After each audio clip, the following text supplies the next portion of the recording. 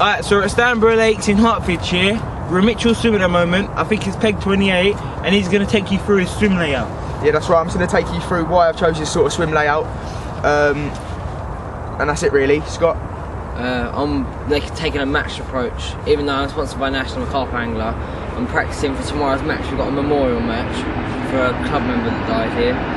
He's having a bench and everything, so we're going to video that tomorrow as well. But just today I'm having a practice, so I'll go from the rigs later. Right, that's it, mate. Lovely. I've got to run. I've got a bite, so I don't know what it's doing at the moment. Right here. I think that was just a nice little knock. No, it's pulling up again. Yeah, it's still on. And I think I'm in, lad. I'm into an early morning fish. Fucking perfect timing. I'm into an early morning fish, lad. We've never had a run on camera. Trust, never had a run. I bet it's a bonus. It is definitely a carp, lads. What a perfect timing. What perfect timing. Perfect. Shut up. Bully it, mate. Bully it. Look at the bend on that fucking rod. Wait, it's not gonna lie.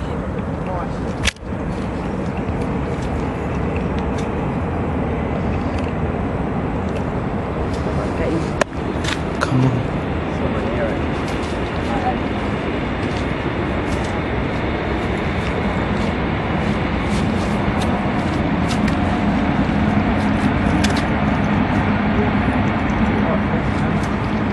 You not video? It's out. Yeah.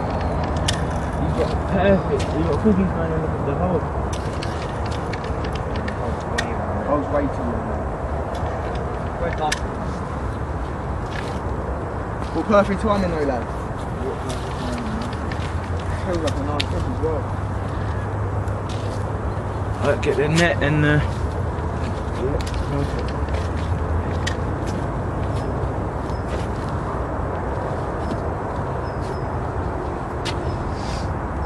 right side of the rod. So he can come in with the net.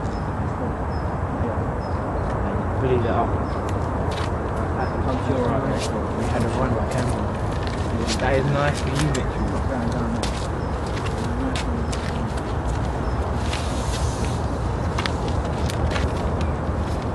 Alright, so we're still having a run right here.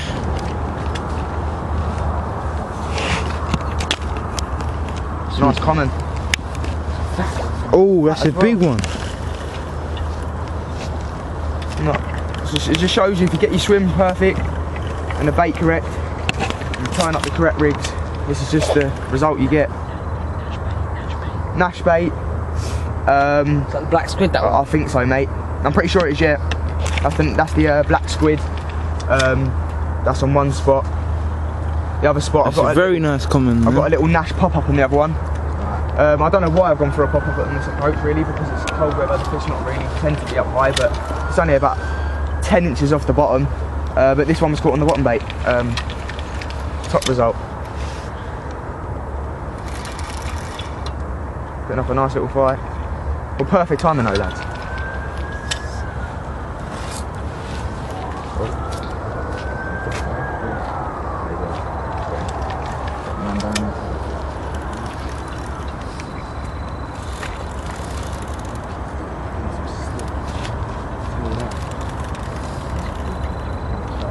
Giving you a nice fight. Say.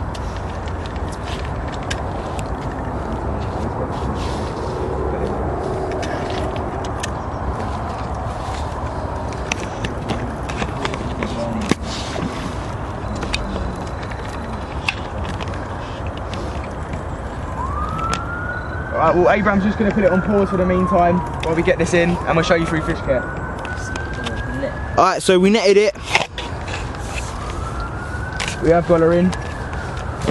Definitely enough to double. It may be a 20. It may be a 20. We'll have a look. Just take the landing net, mate. Yeah, that's...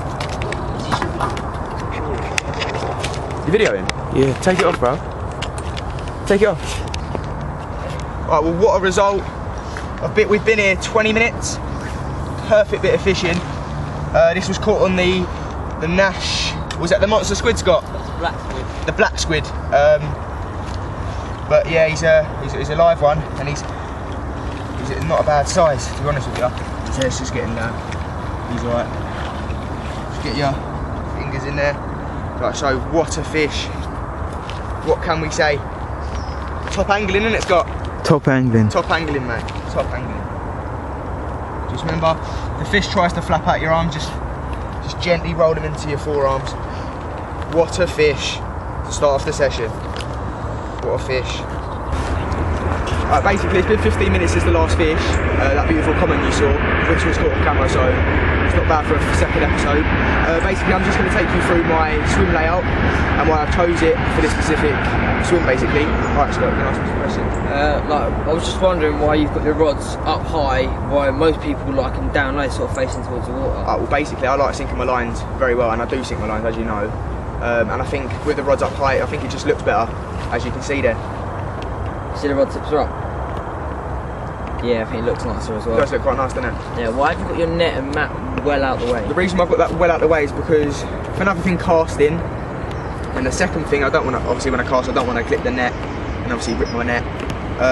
And also it's just out the way when I'm taking pictures. When you take pictures, you don't really want your gear in the way, do you really? So that's out the way, and that's obviously a nice little background to take a picture with. And when you've got a crowd, no one will tread on it. Exactly. Because it's a day thing, what you do get crowds. That's it, you do. Yeah. And why do you pick Vivi like there? Like, well, the reason why I picked my Vivi there is because when I cast, I've got this bit of swim, this open space. Right. So if the Vivi's there, if the Vivi's in the middle, I'd clip it obviously. Got no room to cast, it's a very cramped swim, and obviously you ain't going to get the best ability out of your cast.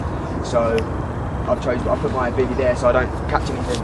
Yeah, and you can see straight. And I can see straight away if I've got a bite. Even though I'm using Scott's receiver today, but you know. And my buzz bars and bank sticks. And these buzz bars and bank sticks. But anyway, I'm going to go through my swim layout in a little while, so we'll get back to you on that one. So you're in, Scott, yeah? Yeah, first. So this is the old match angler in action. Was that your first one, mate? He's just using a quiver tick, Robert. That's his first one. Lovely bend in that rod. It's only a little thing, I think. It's only a little skimmer. Probably. Big, little bit, very bream or something. Fair enough. So Abraham, why he's bringing this in? Just tell me where you're fishing and why you've chose right that. Near that red buoy right there, Mitch. What's that, mate? I'm fishing right next to that red buoy. Oh yeah, I see that. Yep. Yeah, I found a really nice gravel spot right there, and I'm feeling confident that I'll catch a few fish there. Yeah? Yeah. So, what bait are you using on that spot? I'm using... Was it black squid? It's black squid, that one. Yeah, exactly. Yep, that's the, was that the Nash black squid? Yeah, the Nash black squid. Okay then, and how many baits have you put around it? About 3. Need it. And sorry about that, mate. Yeah, cool, Scott's in. What's that, mate? A little skimmer. Yeah. What a lovely fish to start off the day with. Yeah, what a lovely fish. Take care and put it in. So while Scott unhooks it, Abraham, while Scott unhooks it, so what's going on with you then? Well, how far are you fishing out? How far is that buoy then? I'd say about 30-40 yards. Okay then. Oh, one sec. It's about £1.5, £2. £1.5. Fair enough. So that buoy does look quite nice. What's that little gravel spot down there, saying? Yeah, it's a very nice gravel spot right Yeah? Yeah. And what type of setup are you using? I'm just using a simple hair rig. What, inline lead? Braided hair rig. What, of an inline lead? Yeah. Sounds like a nice approach then. Alright then. Healthy cold down. It's quite cold, isn't it? Good day to come down though. Yeah, it's actually alright. Yeah. Alright, lovely. See you in a bit. Right, basically, Scott. Where do we start? Why have you used the long rig for? We use the long rig because I know that there's loads of fish out there and they're all skimmers. So what I'm doing is I'm putting the bait in the bowl, then the bait, then the feeder. What happens is it ends up on top, and if the fish sucks it in and blows it back out again, it's going to lay there. Because I've put loads of feeders out already, it's going to be laying in a massive patch rather than a small patch. Alright, lovely. So if it does spit it out, it's going to be in a big pot. Okay, so why the method feeder? Method feeder, I think they're the best feeders for all around fishing, ground bait, pellets, all that. Because honestly, when you use a cage feeder, you've got either end. When you've got a method feeder, fish can come on top. And because your bait's in the bowl first, it ends up on top there. So as they come in, they're going to bang straight on the bait. Alright, okay. Okay, so obviously we do it nice and legal then.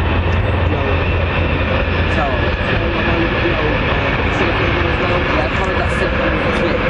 Only because I don't want the quickly change the Yeah. Alright, basically, what's the bead going about? That bead is basically a grip bead. Okay. You slide it on the line, sorry, before you put the feeder on, and when the fish takes it, as it pulls up, goes bang and hits the thing. Alright, okay. It hits the bead, so then it hooks itself. Alright, okay. And as you saw then, that bite was going for a little while, so as it was going off, it 100% had the hook. Okay, so what sort of ground bait did you use then?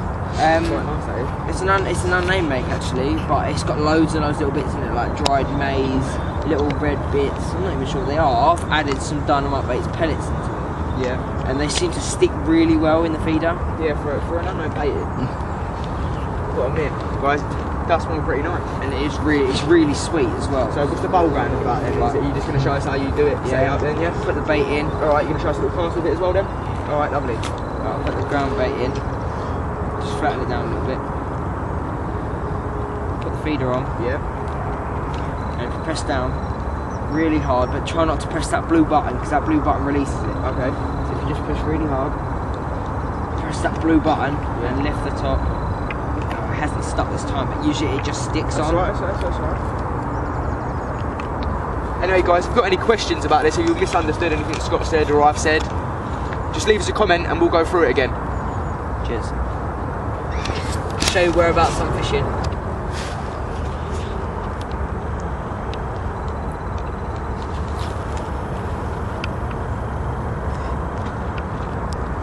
So it's not too far out, it's comfortable fishing. Comfortable fishing, plus I've got a marker on the far bank. Yeah? So, see that red life buoy? I'm casting in line with there, and because I've got it on a clip, it hits the same spot every time. Oh yeah, I see that, yeah. Yeah. So it's one fish, you're going to get another and another. So. Fair enough. So it's easy fishing, yeah? Alright, this is fish number 2 of the session.